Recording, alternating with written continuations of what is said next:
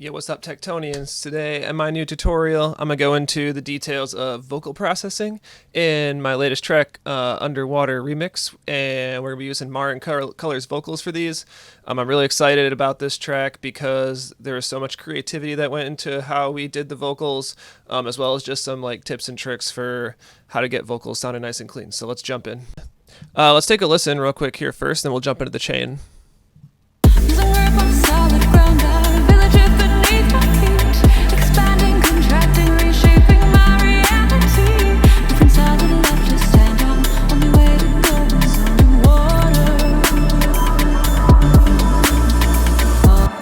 Alright, let's jump into the chain.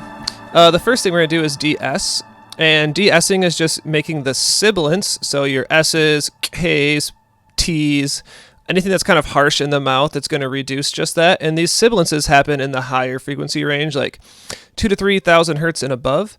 I use this plugin called Nectar. It's a vocal processing plugin, and I only use it for the de-essing. You can also de-ess in multiband dynamics here. But what we're going to do is just get rid of these sibilances that are so harsh. And you can see here I just set a threshold, and then it'll reduce the frequencies above. This one right here is a 2.5. Okay.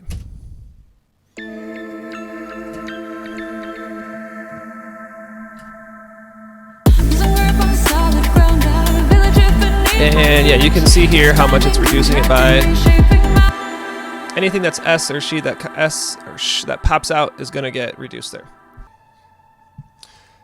All right, our next step here is going to be to EQ, and all I'm doing with this first EQ is just brightening it up a little bit, dipping some of the fundamental of her voice out, and then boosting some of the top end. And I'll clean up this little boost here with some de-essing later, but I want like a little brighter, even though this is underwater. So I want to be able to like hear the words and have it kind of sit nice on the mix. So you can see here what this is doing.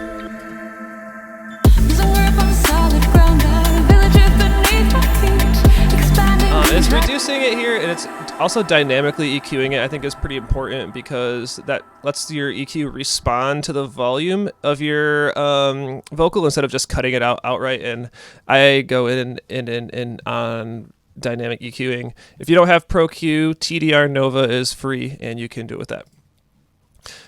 All right, the next step is going to be compression, and I went a little crazy with compression on this.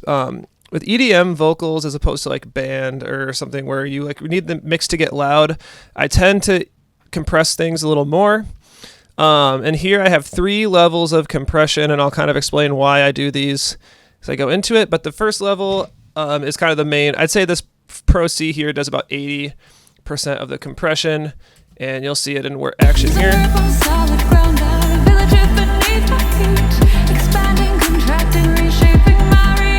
You can see here it's around 8 dB, 10 dB gain reduction. Medium attack and release settings. I want it to like do its job, but not like clamp super hard on it. 4:1 ratio, and then medium knee. Didn't do anything crazy with the settings. This is just really get those first bit of peaks and kind of start cleaning this up, get this a little less dynamic. The thing with vocals is that, especially in bass music, is like you can see here, Mara delivered a very dynamic performance. And we need the vocals to sit in the mix and be able to be heard, but also preserve those dynamics. I tend to lean a little more towards making sure you can understand them and sitting them in the mix, so I'll compress them a little more just to make sure that we're not like losing words in the texture of the song. Everything's a little more even. I do a second layer of compression with this UAD 1176. This is like a classic hardware compressor that I have an emulator for. This is pretty affordable too, and it really colors the sound nicely. You can start hearing how like compressors can be helpful for that sort of thing.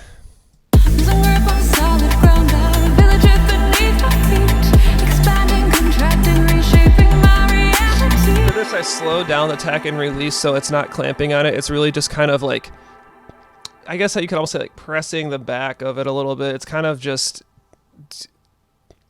catching the peaks a little bit, not clamping on it. This is what I would call it, kind of like colors it just a little bit. And then you saw, I think the max was like minus 2.5 dB that it's actually reducing the gain by. So nothing crazy here. This is just the second level. Just kind of catch the extra peaks.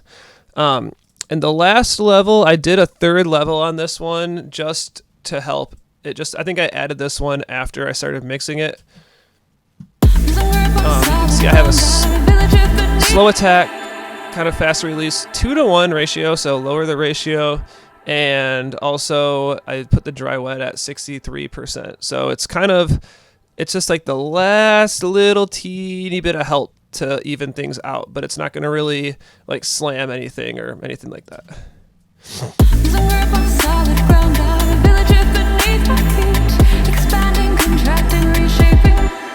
All right, and so you should be able to hear that nice and clear. I did add, I added just a little bit of fresh air here. This is an exciter, and just to help brighten up the sound just a teeny bit after all that compression. It's only at 3%, so this is also free, by the way. This is a great plugin exciter. It kind of gives it some mid and high end presence, and we're building back up sibilance, so at the end of the chain I'm going to fix that. All right, the next step is the effects.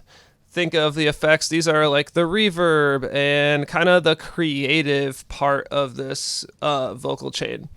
So I'm going to do this in order. So I have this bubble rack that I made for her voice.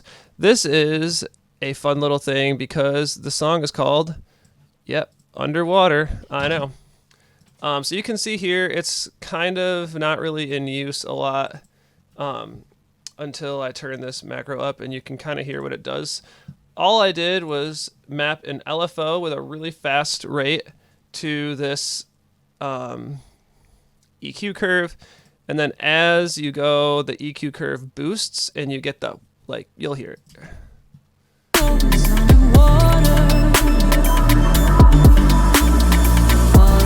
It creates this bubbly effect. I'm also auto panning it just slightly. And as it goes, so that way you're kind of getting a little left to right action.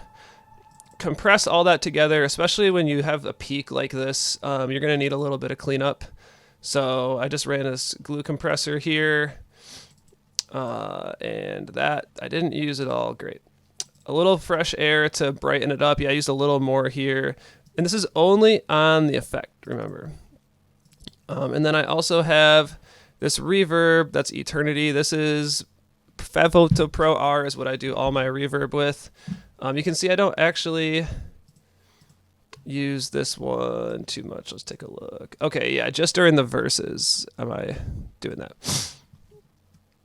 And then at the very end, just a little cleanup here. So then you get this bubbly, this like effect.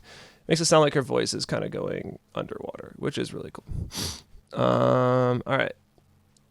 So that's my bubble effect rack. After the bubble effect rack, I just have the regular reverb that I'm using for the whole project. And just a reason why I love FabFilter Pro R so much is the 2-layer EQ curves. So you have an EQ curve that's just like the frequency response of your signal, just like making sure the reverb's not too bright. You can see us just boosting us down here. This blue one is the decay rate. So the decay rate is how long until the signal is decaying. So like if I have a 12-second decay rate and I turn this EQ up to 200, in just the frequency that I boosted here to 200, say I did that, say I do this to 200% right here, that would mean that in just this frequency, you're going to get a 24-second decay. So you can affect how long your signal is decaying for in the frequency spectrum. So here we dipped out where her voice is sitting, like that 200 to 300 range, and then darkened it up. And so you're actually getting a really nice dark sound with this. And you can see the decay rate over here, so in the frequency response here. This Eternity is my favorite for Mars voice. It's so ethereal and beautiful. I do turn the space down a little bit. It starts at, I think 20 seconds is the default, and I turn it to like 12, just so it's not so crazy. The other thing here, just ducking out her the effect. Remember, this is all in a dry wet effect rec. So we are having a dry signal go through here along with the wet signal. So what I'm doing here is I'm going to run a compressor through itself so that the reverb and these bubble effects are ducking out while she's singing. And you can see this in action here. It just cleans up the voice a little bit. You can hear it a little clearer. So here is just the reverb, the bubble effects, all the effects are getting ducked out. And it really helps with clarity of sound. You just got to be careful. If you do it too much, it'll sound like everything's pumping. So you just got to do it gently. And that's how I do all my effects. And then you can just mix your wet and dry here to taste, and it can sound really cool. All right. The next thing I'm going to do is work a little bit with the stereo field, only because the reverb and the auto pan here are adding stereo information to the sound, and we want to make sure that we control that. So here I just ducked the stereo out so that's not muddying up her voice here, and then boosting it to add a little presence. So all the effects are going to kind of have this little shine to them, and they shouldn't interfere with her fundamental at all. And I'm also doing just a little more shine right here too. Great. I have this RX8D click here. I believe there was one spot that was clicking really bad. And rather than re-record the whole vocal, I just turned it on for this little section right here to get rid of the clicks. These plugins are kind of expensive, but if you work with vocals, I would say are kind of a must. I use these all the time. So that's kind of what I'm doing with the stereo EQ. Not a ton, but just a little bit of finesse with the stereo field. And at the very end here is all kind of my cleanup. So I'm actually running another de-esser here, especially when you have reverb and all these effects. The sibilances can kind of pick back up, even though we de-essed at the beginning. So I'm running another level of de-essing here. Just to capture some more of those peaks. And then I'm also using Soothe 2 Invisible De-Esser here, just for that last little bit of cleanliness and a little bit of volume automation, depending on what section we're in.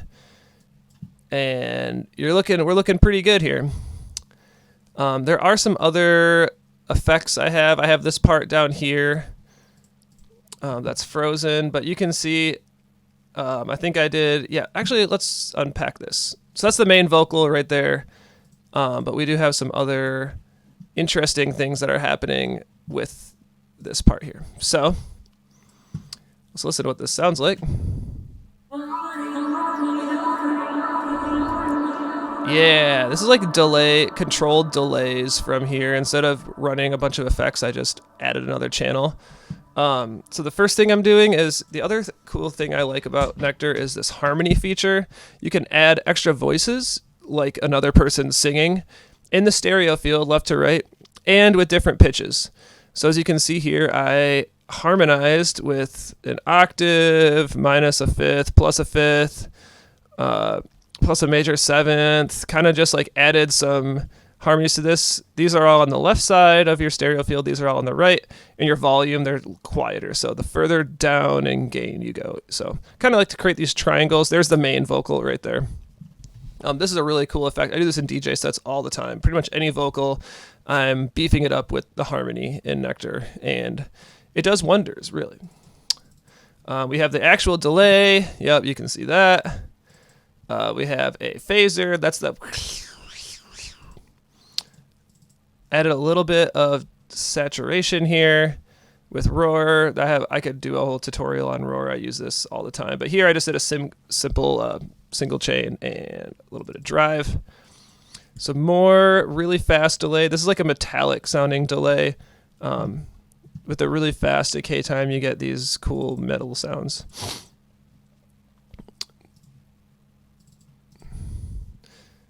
Just a little bit of darkening.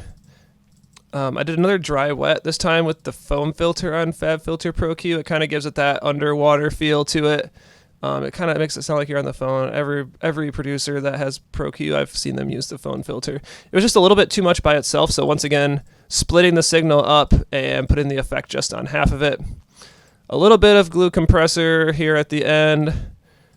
And then some soothe here to kind of unharsh the signal, especially with how pointy this is. You're going to want a little compression and soothing here. And then you get these cool background effects that are kind of swirling around in the textures.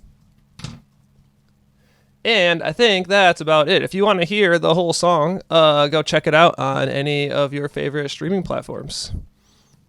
Hey, thanks for checking this out. If you got any questions, leave them in the comments below. And I hope you enjoyed. I'll be making more of these in the coming months. Thanks so much.